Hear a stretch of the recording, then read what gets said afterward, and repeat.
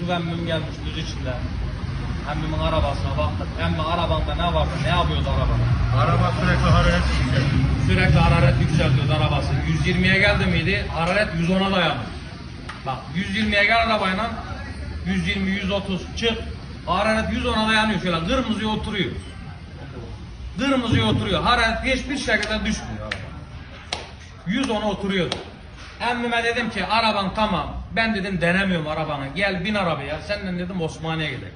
Düzüçi ile Osmaniye arası 30 kilometre. Dedim zorlayabildiğin kadar zorla arabanı. Bin, bas, 120 mi? 120'de mi yapıyor? 120'ye getir. 140'da mı yapıyor? 140'a getir. Kaça getirdik emme? Kaçı geçmedi? 160'ı vurduk.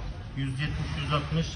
Evet. 90'ı geçmedi. 90'a geçiremedik arabayı. Arabanın işi tamam çok şükür. Memnun musun emmi? Memnunum, Allah'a şükür olsun. Sağ ol emmi, Eline Allah razı sağlık. olsun. Eline sağlık emmi, Allah razı olsun. Eline düşmeyen her iş diyen olur. Allah razı olsun emmi, eyvallah. Kapıda